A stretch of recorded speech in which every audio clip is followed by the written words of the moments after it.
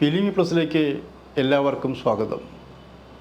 ഞങ്ങൾ ഒരു നായക നടനെ സൂപ്പർ നായക പദവിയിലെ അവരോധിക്കാൻ പോവുകയാണ്. അർജുൻ അശോകൻ എന്ന് പറഞ്ഞാൽ ഹരിശ്രീ അശോകൻ്റെ മകൻ. 2012 ആ ചെറുപ്പക്കാരൻ സിനിമാ രംഗത്ത് വന്നത്. ഇതിനിടയിൽ കുറേ സിനിമകളിൽ ചെറുതും വലുതുമായ നായക വേഷങ്ങളടക്കം നിരവധി സിനിമകൾ ചെയ്തിട്ടുണ്ട്.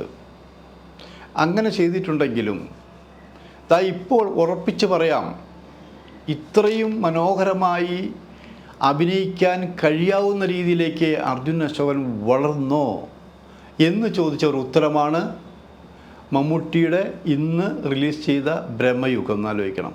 മമ്മൂട്ടി കഴിഞ്ഞാൽ അർജുൻ അശോകൻ, പിന്നെ സിദ്ധാർത്ഥ് ഭരതൻ, സംവിധായകൻ ഭരതൻ്റെ മകൻ. അങ്ങനെ 3 പേരും സിനിമയായിട്ട് ബന്ധമുള്ളവരാണ്. ഈ 3 പേരാണ് പ്രധാന കഥാപാത്രങ്ങൾ എന്നറിഞ്ഞപ്പോൾ ഈ സിനിമയുടെ ഗതി എന്തായിരിക്കും അങ്ങനെ ചോദിക്കാനൊരു കാരണമുണ്ട്. നാടകത്തിൽ വളരെ പ്രശസ്തനായ നാടകത്തിൽ വാസു പ്രദീപ് ഉണ്ടായിരുന്നു ഇവിടെ. അപ്പോൾ വാസു പ്രദീപിൻ്റെ പല നാടകങ്ങളും ഞങ്ങൾ അഭിനയിച്ചിട്ടുണ്ട്. അപ്പോൾ ഒരു തവണ അദ്ദേഹത്തിന് മത്സരം എന്നുള്ളൊരു നാടകം നിരവധി അവാർഡ് നേടിയതാണ്. ഒറ്റ ഡയലോഗ് ആ നാടകത്തിന് ഇല്ല എന്നുള്ളതാണ് സത്യം.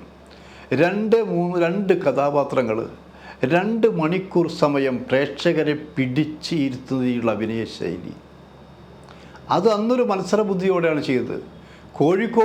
കോഴിക്കോടത്തെ കലാകാരന്മാർ ഈ നാടകം അവതരിപ്പിച്ച് പ്രശംസ നേടി. പല കലാസമിതികളും പിന്നെ അവതരിപ്പിച്ചു. അപ്പോൾ അങ്ങനെയൊക്കെ ഓർമ്മയിലുള്ളത് കൊണ്ട് ഇത് മമ്മൂട്ടി സിനിമയാണ്, മമ്മൂട്ടിയാണ് ചെയ്യുന്നത്. മമ്മൂട്ടിയോടെ 2 ചെറുപ്പക്കാരുണ്ട്.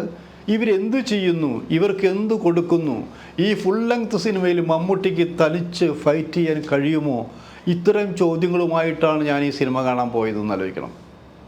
സിനിമ കാണാൻ പോയപ്പോഴാണ് തുടക്കം മുതലാര മമ്മൂട്ടിയല്ല, തുടക്കത്തിൽ തന്നെ അർജുൻ അശോകനും മണികണ്ഠനുമാണെന്ന് ആലോചിക്കണം. മണികണ്ഠൻ തുടക്കത്തിൽ 2 സീൻ കഴിഞ്ഞപ്പോൾ മണികണ്ഠൻ്റെ കഥാപാത്രം അവസാനിച്ചു. പക്ഷെ തുടക്കം മുതൽ നമ്മളെ ഞെട്ടിപ്പിക്കുന്ന രീതിയിലാണ് ഈ ചെറുപ്പക്കാരന് റോൾ എന്നാലോചിക്കണം. അവിടെ നിന്ന് സിനിമ അവസാനിക്കുന്നവരെ ഒരു പ്രത്യേക അഭിനയ ശൈലിയാണ് കേട്ടോ. കാരണം നമുക്ക് ഇത് എങ്ങനെയും പറ്റൂ. അതായത് ഇപ്പോൾ നമ്മൾ ആരോടാണ് താരതമ്യം ചെയ്യുന്നത് ആലോചിക്കണം. എനിക്ക് യുവതലമുറയിൽ വന്നവരിൽ ഏറ്റവും ഇഷ്ടം ഫഹദ് ഫാസിലിനോടാണെന്ന് ആലോചിക്കണം. ആ ഫഹദ് ഫാസിലിനെ പോലും കവച്ച് വയ്ക്കുന്നു, വെട്ടുന്നില്ല. ഫഹദ് ഫാസിലിനോടൊപ്പം നിൽക്കാവുന്ന രീതിയിൽ അഭിനയിക്കാൻ അർജുൻ അശോകന് ഈ സിനിമയിൽ കഴിഞ്ഞു എന്നുള്ളതാണത്. ഇതിന് പ്രത്യേക കഥാപാത്രത്തിൻ്റെ പേരല്ല ഇതിനുള്ളതെന്ന് ആലോചിക്കണം. അതിൻ്റെ ഓരോ ഇൻസിഡൻറ്റിലും ഞാൻ ഈ ചെറുപ്പക്കാരനെ എങ്ങനെ പരിചയപ്പെടുത്തണം, ആ ചെറുപ്പക്കാരൻ്റെ അഭിനയശേഷി എങ്ങനെയെന്ന് പറയണം. കാരണം വിവരണാതീതമാണെന്ന് ആലോചിക്കണം. അപ്പോൾ എന്ത് ചെയ്യണം? അപ്പോൾ നമ്മൾ സിനിമ കാണണം. സിനിമ കണ്ടാൽ നിങ്ങൾക്ക് വളരെ വ്യക്തമായിട്ട് വിലയിരുത്താൻ കഴിയും, ഇങ്ങനെയും ഒരു ചെറുപ്പക്കാരൻ വന്നോ എന്നുള്ളത്. ഇപ്പോൾ ഞങ്ങൾ ഈ ടൈറ്റിൽ ഇടുമ്പോൾ പുച്ഛിക്കും പലരും. അത് സൂപ്പർ നായക പദവിയിലേക്ക് എന്ന് പറയുമ്പോൾ പുച്ഛിച്ചോ. പക്ഷേ ഇന്നേ വരെ നമ്മൾ ചെയ്ത കാര്യങ്ങൾ, പറഞ്ഞ കാര്യങ്ങൾ ശരിയായിട്ടുണ്ടെന്ന് ആലോചിക്കണം. വർഷങ്ങൾക്ക് മുമ്പ് പൃഥ്വിരാജ് വന്നപ്പോൾ 5-6 സിനിമകൾ കഴിഞ്ഞിട്ടുള്ളൂ. അപ്പോൾ ഞാനന്ന് രാഷ്ട്രദീപിയുടെ എഡിറ്റായ സമയത്ത് 5 ലക്കമാണ് ഒരു ഇൻ്റർവ്യൂ എടുത്തത്. അതിലടിച്ചത് പൃഥ്വിരാജ് ജൂനിയർ സൂപ്പർ സ്റ്റാർ നടിച്ചതെന്ന് ആലോചിക്കണം.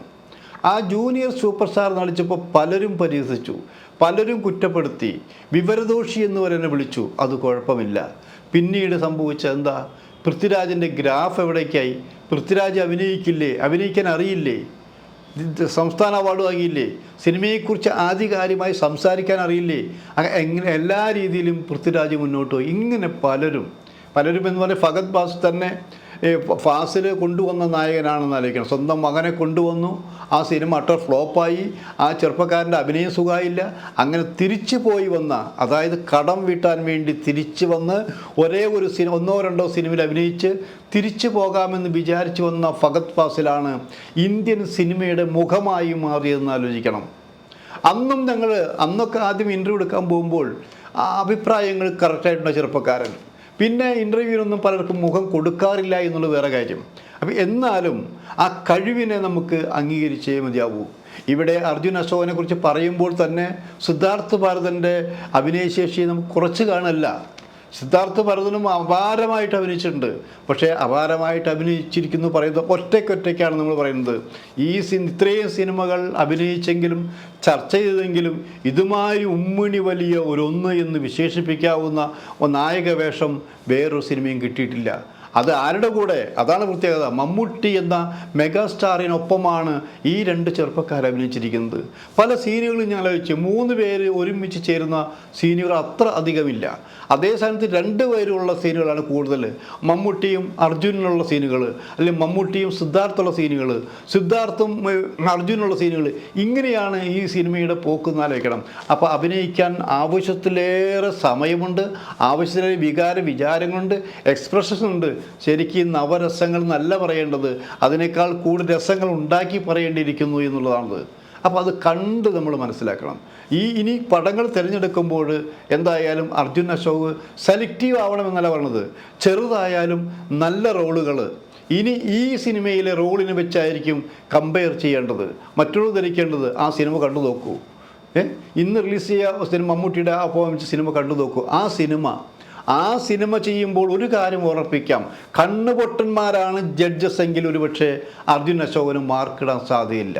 സിനിമയെക്കുറിച്ച് നിശിതമായി വിമർശിക്കുന്ന, സിനിമയ്ക്ക് ആധികാരികമായി അറിയാവുന്ന, അഭിനയം എന്താണെന്ന് അറിയാവുന്ന, പക്ഷം ചേരാതെ അതായത് ശരിയുടെ പക്ഷത്ത് മാത്രം നിൽക്കുന്ന ജഡ്ജസ് ആണെങ്കിൽ ഈ ചെറുപ്പക്കാരൻ നല്ല നടന്മാരുടെ ലിസ്റ്റിൽ, മത്സര ലിസ്റ്റിൽ, അവസാനം വരുന്ന ലിസ്റ്റിൽ 1-2 പേര് അടങ്ങുന്ന ആ ലിസ്റ്റിലേക്ക് വരുമെന്നുള്ള കാര്യം സംശയമില്ല. അത് സംസ്ഥാനമായാലും ദേശീയ അവാർഡായാലും ഒരു സമ്മാനം ഉറപ്പ് എന്ന് പറയാൻ കാരണം വർഷങ്ങളായി നമ്മൾ ഈ രംഗത്ത് നിൽക്കുന്നതുകൊണ്ട്, വർഷങ്ങളായി പലരുടെ അഭിനയം കാണുന്നത് കൊണ്ട് മാത്രമായിരിക്കണം. അപ്പോൾ ഇനി ഇവിടെ നിന്ന് അങ്ങോട്ട് ഒരു ജൈത്രയാത്ര, ഫഹദ് ഫാസിൽ വന്ന പോലെ ഒരു ജൈത്രയാത്ര ഈ ചെറുപ്പക്കാരെ തേടി വന്നാൽ നമുക്ക് അത്ഭുതപ്പെടാനില്ല എന്നുള്ളതാണ്. ഞാനിത് വെറുതെ പറയുകയല്ല. ഞാൻ ഈ ചെറുപ്പക്കാരനായിട്ട് അധികം പരിചയപ്പെട്ടിട്ടില്ല. എനിക്ക് പരിചയം അശോകനായിട്ടാണ്. അങ്ങനെ കൂടുതൽ പരിചയമില്ലാത്ത ഈ ചെറുപ്പക്കാരൻ്റെ സിനിമ ഒന്ന് കണ്ടതുകൊണ്ട് മാത്രം തന്നെയാണ് ഞാൻ ഈ വിലയിരുത്തലും ഈ വിധിയെഴുത്തും നടത്തുമെന്ന് ആലോചിക്കണം. ആ വിധിയെഴുത്ത് ശരിയാണ് എന്ന് നിങ്ങൾ പ്രേക്ഷകർ ഈ സിനിമ കണ്ട് പറയണം. കാണാം തീർച്ചയായിട്ടും. ആ സിനിമ കണ്ടുകൊണ്ട് ഞാൻ പറഞ്ഞ ശരിയാണെങ്കിൽ ശരിയാണ് എന്ന് പറയാനുള്ള ആർജവം നിങ്ങൾക്കുണ്ടായിരിക്കണം. ഇനി എന്നെ നിങ്ങൾ തെറി പറഞ്ഞാലും ഞാൻ പറഞ്ഞ ഭാഗത്ത് ഉറച്ചു നിൽക്കുന്നു. നാളത്തെ സൂപ്പർ നായക പദവിയിലേക്ക് പോകുന്ന നടൻ തന്നെയാണ് അർജുൻ അശോകൻ, അതൊരു സംശയവുമില്ല.